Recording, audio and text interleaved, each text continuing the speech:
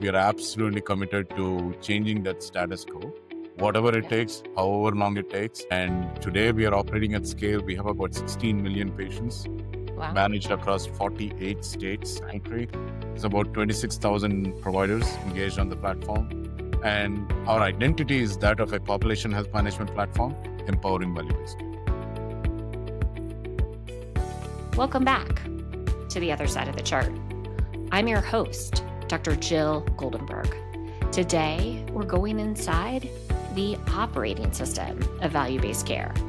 If you've been in or around healthcare for a while, you've probably heard the term value-based care. But here's what it really means. It's a model of healthcare that rewards outcomes, not just volume. Instead of being paid for how many tests or visits are done, providers are incentivized to keep people healthier, prevent hospitalizations, lower costs, and improve the patient experience. Now that's the promise, but making that promise real at scale requires entirely new tools and systems behind the scenes. My guest today is Pranam Ben, founder and CEO of The Garage, a tech company that's quietly supporting some of the largest value-based care organizations in the country. Their platform supports over 16 million patients across 48 states.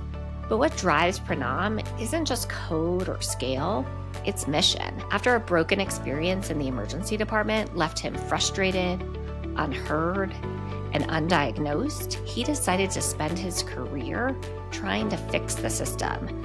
And not just for himself, but for the millions of patients who never see the name behind the software. We're going to talk about that journey, the principles behind the platform, and what it means to build tech that actually helps people, not just process claims. But first, let's get to know the person behind it all. Pranam, welcome to the other side of the chart. Thank you. Thank you, Dr. Jill. Pleasure to be here. Right. Well, let's do our non-clinical vitals check. So I always like to ask a couple rapid fire questions so that the audience can get to know you a little bit better. If your career had a theme song, what would it be? That's a complicated question, Dr. Jill. Can I answer multiple songs? Is that okay? Yes, I would Okay. love that.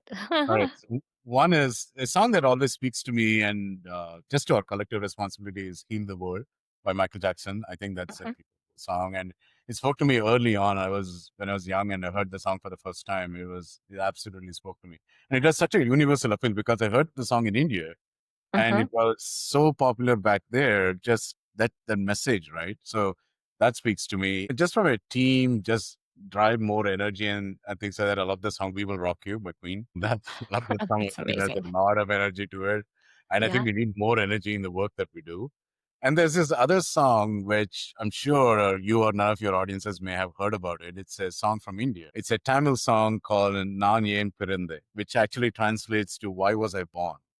Wow. And it's this beautiful, it's almost a spiritual song where it's a discovery of trying to figure out why you were born, And there has to be some personal commitment. There has to be some sort of thing that you feel to the meaning of the work that you do on a daily basis, right?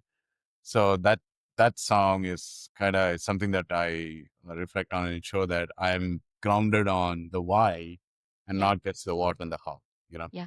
I'm so glad you didn't answer just one song because it really gave me the full picture of who you are and why you do what you do. So thank you for that. Do you have a favorite metaphor or quote about leadership? Because it's clear to me that culture and leading your team and your North Star is really important. The thing that I live by is this is just the beginning. It's something that my dad said that to me once, and he said that in a different context, and I carry that with me everywhere, Doctor, because regardless of how much you think you have achieved or you've accomplished, there's always so much to do to change, keep, doing better for people and planet, right? Yeah. So that's something that, in fact, if I ever write a biography someday, that'll be the title of that book. This is Yeah. just the beginning, Yeah. and it also kind of like re-energizes, kind of a reset that, there's always so much to learn. There's always so much to do. So I like that. That's something that I always, and also to kind of like look at everyone's potential and the entire team that we have if everybody comes with that learning mindset saying, hey, this is just the beginning of so much more that we want to experience together, I think it keeps that hunger together. Yeah. Yeah. The curiosity. Yeah. Yeah. I love that. What's something about you that would never show up in your, chart of sorts? Okay. So the first thing I'll tell you, I'm not sure if I want my chart to be exposed, I, yeah. Yeah. but I think there's one thing that, what I would phrase, just I would call it bipolar order, because to be an effective entrepreneur, you got to be both. You got to know how to manage chaos and to be in control, right? You Sure. can, you can basically brainstorm like a storm and be as precise as a surgeon, right? Be the doer and the dreamer, right? So Mhm. that duality of that Yeah. state existence, I've learned that is the most innate skill that is needed to be an effective entrepreneur. And I learned it the hard way, Dr. Jill. Nobody taught me Mhm. that. Sure. So I coin it as bipolar order, which is being able to manage both. That's something you won't see in my chat. I don't think there's an ICD-10 code for I think you're right. There's not, but I love that, and that makes a lot of sense in the space that you're in. And yeah, I'm sure you had to make a bunch of mistakes along the way 100%. Yeah. to get that right. So let's rewind to the beginning. What shaped your path into healthcare technology, and why did you feel like healthcare needed a different kind of platform? Sure.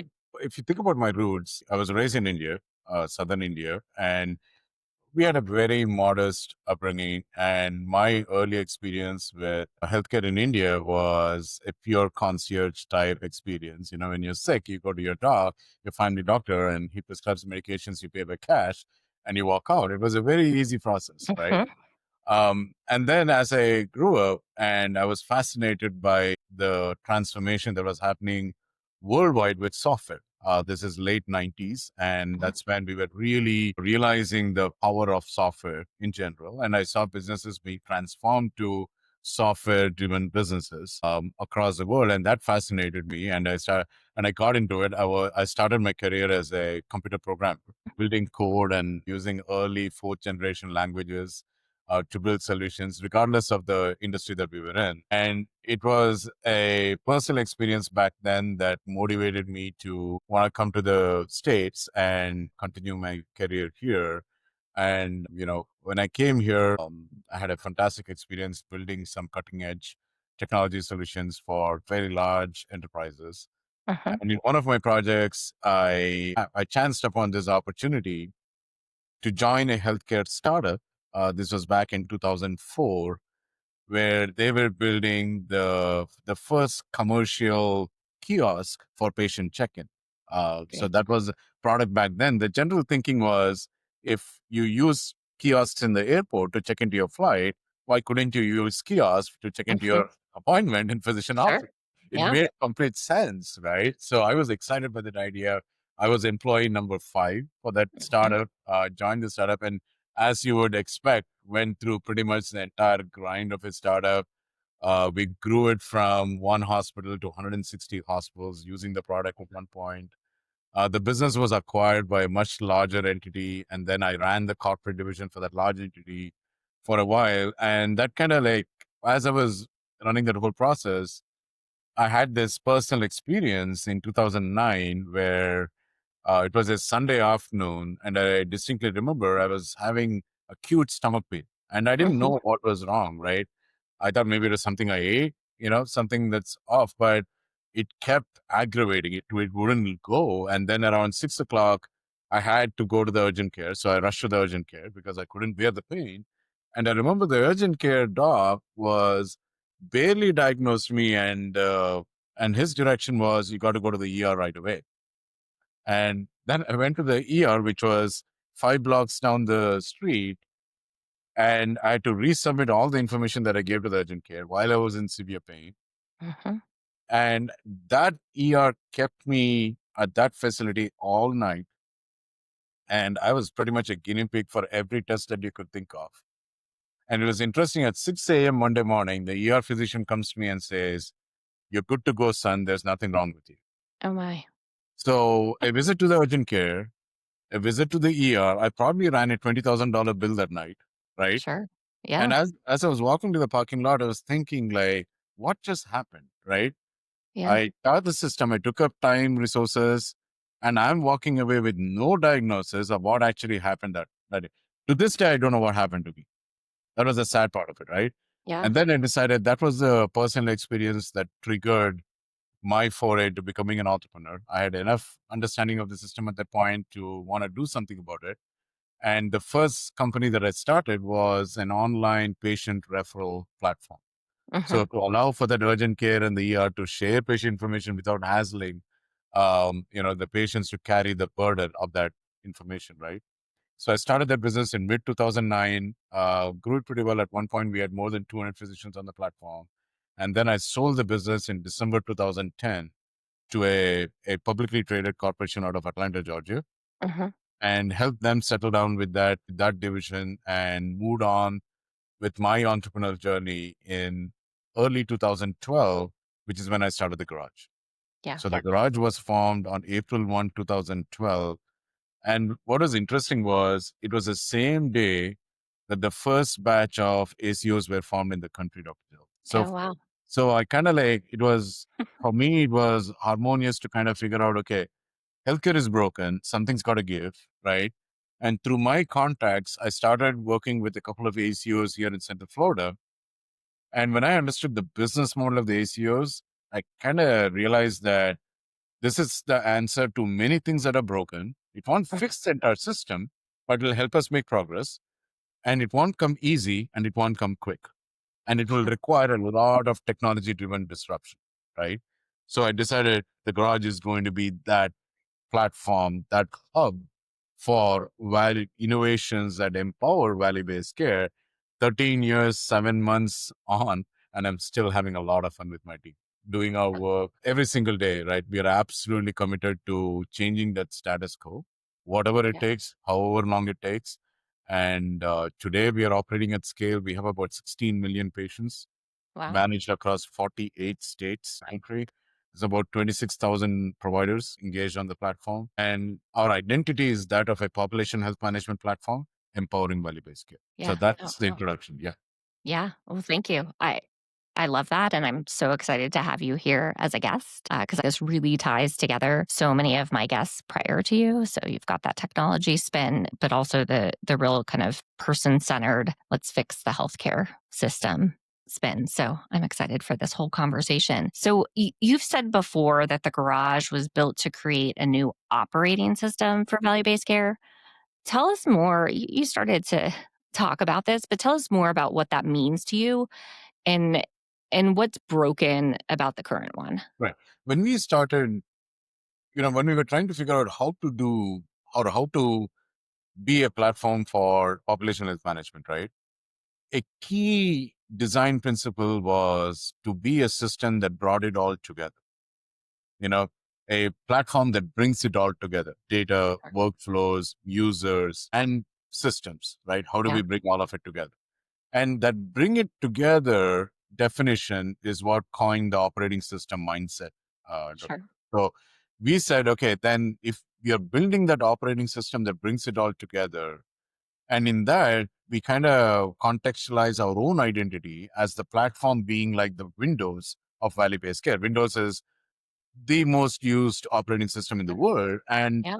today, when you or I use Windows on our laptop or whatever device, we don't question it. It's something that you just operate on, right? Mhm. So we look at our platform as the Windows of value-based care. And in delivering that, we look at the company as the Microsoft of value-based care. So that's kind of like how that whole premise was built and conceived, that we want to build this operating system that brings all the experiences, all the data, harmonizes the workflows, and unifies the users onto one operating system, so you can then be successful in coordinated care and value-based care. Yeah.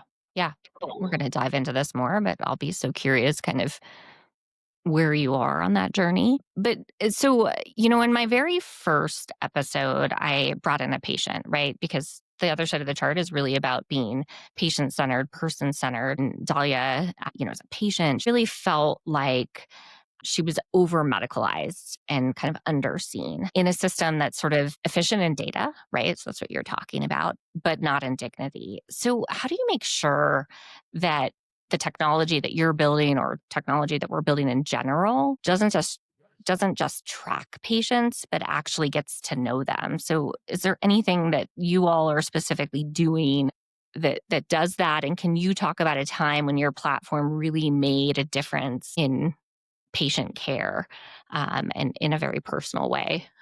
So there are many examples, Dr. Jill. And honestly, for my entire team of about 230 employees, right? That's our motivation every single day. I mean, we work with amazing organizations that are absolutely committed to their Mhm. to the communities To they serve. patients. Yeah. But if you think about what is our North Star, what is our motivation every single day, I tell my team this almost on a regular basis, just the work that we do, there is a inherent expectation around the responsibility, the social responsibility we have to people we don't know. Hmm. Like, think about the 16 million patients. Nobody knows us. We don't know them. But the work we do directly or indirectly impacts their quality of life, Sure right? does. Yeah. So then if you put yourself in their shoes and assume that there is some kind of a relationship card there. There's someone's parent, there's someone's spouse, there's someone's family, right? Mhm. And if you put yourself in the situation and you take that responsibility with the level of seriousness that it requires, then you're making that part of your DNA, part of the work that you do. Everything else takes a backseat. You take contracts, revenue, profitability, headcount. I mean, they're all, important business metrics, but that's not the reason why we are in business. We've always been that way. We are not a B2C company. We are very much a B2B, but the C in our business is why we do what we do, right? So that's just in our culture. That's just in our DNA. There are many examples, Dr. Jill. Just recently, we had this experience around some work we did in New York, and the patients that are homebound, these are elderly, dealing with comorbidities, right? And they talk to the provider that we work with. They're based in Milltown, New York, Hmm. and they talk to their care managers about how elevating the whole experience has been, how comforting the experience has been. And this was also an example where this lady had recently lost her husband, right? And was dealing with major sickness and whatnot. And her comment was, "You made life a lot more easier to deal with on a daily basis just because it's easier to interact, it's easier to communicate. And at any point in time when you have a conversation, you know me Hmm. and don't have to explain who I am or what I'm dealing with." So that was heartening. That's just one example. And then you think about, I was just reflecting on this. We do a lot of work with ACOs, right? So Yeah. ACOs, which means our journey practically began with Medicare, serving the Medicare population. And we were just doing this analysis in the last 7 years. We have eliminated an estimated 30,000 hospitalizations for Medicare patients. Just think about a hospitalization experience, my own, and I'm sure you've had that disjointed experience too. And if we reflect on that and how many of our patients constitute that number of encounters, and the fact that they didn't need to have that difficult, unnecessary, in many cases, hospitalization, even that experience, that in itself was gratifying for my team and I, right? So there are many such examples, but I think, and you talked about where I see our journey, I feel we've done enough work to at least have a sense of what not to do, Yeah. right? I mean, that's the 12 years of work that we put in to figure out, okay, this is it. Now for us, it's all about how do we scale the work we do, right? To go from, let's say, we are able to impact 100,000 patients a day on a daily basis. How do we take that to 1 million patients a day, to 10 million patients a day, so that we can truly democratize value driven care?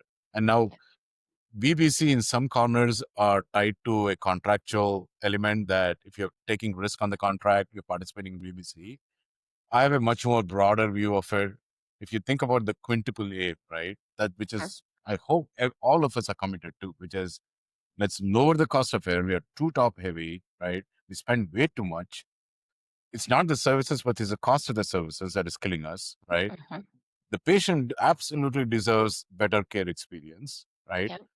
Our public health and health of our communities has to be primal because how you manage the communities trickles down to how you manage the patient, right? Sure. And Yeah. then the practice of medicine has to be sustainable. Today, if you think about the model of care, and then I think that will my 16-year-old daughter, when she's an adult and dealing with her health journey, what kind of variables will she deal with? Today's model of care will not scale for her, right? How can we sustain the practice of medicine for the next generation? And last but not the least, I think about these rural care patients. And when I read things like the average time to go see your doctor is an hour plus in rural areas, that's such a small metric around the time it takes to go see a physician, right? I mean, that in itself is an issue around access. Yeah. So that being the guiding principle, regardless of which contract you participate in, as long as we are driving value in each one of those 5 dimensions, we are driving value-based care, Yeah. is the way to see it. Yeah. Yeah. I love that. So how do you and you're starting to talk about this, but my episode before this was a really powerful conversation with a physician leader Mhm. in palliative care, hospice, and medical aid in dying. And we really talked about the importance of honoring patient autonomy, even when it's complicated, right? End of life. So, from your vantage point, how do you think tech can help us better capture patient values and not just data, vital signs, and things of that nature? Talk to me about that. A lot of it, I think, when it comes to the patient's experience, right? And one of the things that I always think about today, we as a consumer, I'm a patient, you're a patient, right? Sure. Yeah. When we interact with, let's say, retail or banking or some of the other daily things that we do, but you compare those experiences to a healthcare experience, right? The healthcare experience is difficult, time consuming, lot of unknown, right? Yeah. So I think the first thing that we need to uh, kind of hopefully work together as a ecosystem is to drive trust and transparency, I agree. right? Yeah. Yeah. Today patients have more trust in their doctors, very less trust in the insurance companies, right? Yep. And rightfully so. You can make an argument for it, right? Yeah. There is absolutely no transparency. It's this classic comparison, right? Would you buy a car without knowing what the price of the car is? So why is Yeah. healthcare? Yeah. Why do you go without knowing the price of, why would you go get a healthcare treatment? So that transparency needs to come in. I think if we can usher in a new era of trust and transparency that is driven by data and technology, right? Uh-huh. And then make it much easier for our patients to interact with the system. You know, Healthcare doesn't need to be difficult, Dr. Jim. Yeah. It is very complicated, but for the patient, it is a matter of, you know, receiving a service and paying for the service, just like any other service oriented industry that you can think of, Hmm. right? So the complexity of the system should not bear down on the patient. So if you can create a digital layer in between, almost like a digital front door that makes it easy for the patient in a trustworthy way, in a transparent way, I think we will automatically, naturally align with every patient's expectation, every patient's freedom, trust, ownership, right? And I Yeah. think that's the most logical way for us to come at it as a constituent, Yeah. Yeah. I, I couldn't agree with you more. So, talk to me. Where do you see this space going? And maybe more specifically, even for you in the value based care space. And are you optimistic? And it sounds like you are, but tell me more about moving towards a more integrated, sort of patient centered, tech enabled care environment. So, yeah, tell me your I'm an thoughts. eternal optimist, Dr. Joe. And I think you already gathered that. I'm an Yes. eternal optimist. But I also realize that there is no overnight, there is no silver bullet here, right? Change in healthcare is going to be incremental. That's Sure. the only way for us to rationalize with what to expect. And it is going to take a village to drive collective outcomes, right? I think for us, the way having said that, I also feel in the last 5 years, especially post pandemic, Hmm. we as a system have made more progress than we made in the last decade. I think the pandemic was, if you want to call it a silver lining for that whole period of trauma that we all went through. I Mm-hmm. think there's more awareness, there's more data available today than I've ever seen in my Gosh. entire career in Yeah. healthcare, right? So it's now on us, and there are some major initiatives like TEFCA, which Mm-hmm. I serve on that committee as well, which has its heart in the right place. Today, we have about 9,000 organizations participating, and we have more than 40 million clinical documents exchanged on the TEFCA network, which Yeah. is allowing for treatment use cases to be shared between different providers and things like that. So I'm absolutely optimistic. I think change needs to be incremental. You cannot go and boil the ocean in healthcare. Yeah. But I also realize that, we do have a window of opportunity to fundamentally change the variables. For example, with all the work that is happening, the cost of healthcare keeps rising. Mm-hmm. That has to stop. At some It point, you does. have to Yeah. calibrate with that. Now, you can make a counter argument and say that if we didn't do the things we were doing, the increase would be much steeper. That's one way to look at it. Another way to look at it is you have to come at it from a perspective of, if you're spending 18% of the GDP and $5 trillion a year on an industry, but one third of it is waste, right? That's a Mm-hmm. fundamental problem. And I feel, especially where it matters, which is Medicare and Medicaid, we have a 5-year window to balance the system. I think that will take a lot of effort. And to give credit where it's due, I am seeing CMS do all the right things in terms of the programs that they are mobilizing. Regardless of the administration, I think CMS has been on the right path over the last 5 to 10 years. And I hope the next 5 years will be fundamental to that new system of care that we all wish for, that utopian vision of a value-based care at scale. So I'm very excited to see how the next 3 to 5 years play out. Yeah. And that's part of our motivation to scale the work that we do. And Touchwood is two things I tell you. The organizations that we partner with, they're all extremely committed. When you see executives put their reputation on the line, you see teams extremely committed. And I also see frontline workers that sometimes I get this opportunity to interact with them. Amazing spirit, Dr. Jill. I mean, it gives me just to watch them, just to see their commitment in patient care, it gives me goosebumps, right? Yeah. In between the system, between the organization and the frontline worker, that's what we need to fix. Right? The Yeah. system that allows for that care to happen. I'm bullish about value-based care at scale. I'm bullish about national data exchanges like TEFCA. Yeah. And I'm bullish about the overall spirit of people. I think a lot of it is system driven. Like, for example, I think we have too many middlemen in the process, right? I think we can be much more leaner for the patient, much more faster for the patient. And I hope all the programs that CMS is working on continues to drive that, more value and less, bureaucracy and administrative burden. Yeah. Yeah. That's great. Sure. Any other kind of closing thoughts or things that you want to share with the audience? Anything else that gives you hope, or any other kind of guiding principles you want to leave the audience with?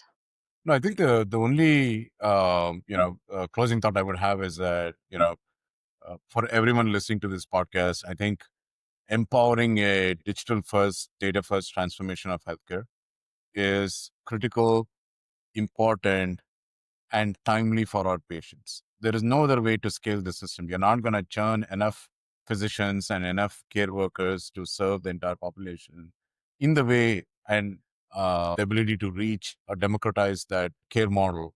So all of us have a role to play in this transformation, Sure. as a patient, as a provider, as a solution service provider. I think my message would be to encourage everyone to support this transformation and allow for digitalization and data to drive the next era of healthcare in this country. Yeah. Yeah.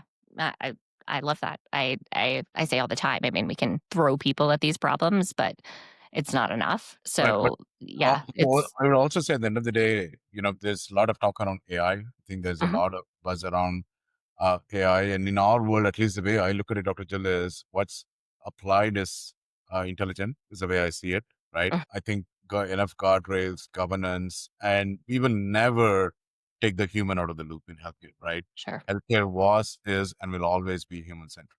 Yeah. Yeah. Yeah. No, it's the people, process, and technology all together. Agreed. But the technology, I have to agree with you, has to play a big role here. But yeah, when it comes to AI, I'm in full agreement with you. Yeah, let's not take the people out of the loop. Yeah. 100%. Yep. Well, Pranam, this has been so much fun. Really just fascinating to hear your origin story about why this work is so important to you, and your perspective, really optimistic perspective on where we're going. And I wholeheartedly agree with you. I mean, that's why I've started the other side of the chart is to really highlight the bright spots, and you've done that. And I'm grateful for you today for sharing and for the work that you are doing at the garage. I think it's fantastic. So I can't thank you enough for joining me. Well, Vijay, thank you so much for having me. More power to you.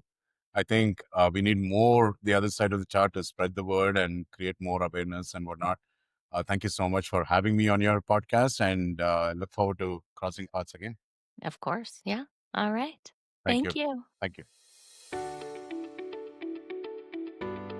Pranam Ben is the founder and CEO of The Garage, a company powering value-based care at scale. With over 16 million patients across 48 states on their platform, Pranam's team is building what he calls the operating system for value-based care, a unified infrastructure that brings together data, teams, and technology to support better outcomes, lower costs, and more human-centered care. In this conversation, we explored his personal story, from a broken emergency department visit to a bold entrepreneurial vision. We talked about the quintuple aim, the role of trust and transparency, and why solving healthcare's toughest problems takes both ideas and daily execution. What I appreciated most is that Pranam sees technology not as the answer, but as the enabler. And as he says, this is just the beginning. Thanks for listening to The Other Side of the Chart. If you enjoyed this episode, please follow, share, and leave us a review. And if you're building the future of healthcare, reach out. I'd love to hear from you. Until next time, I'm Dr. Jill Goldenberg.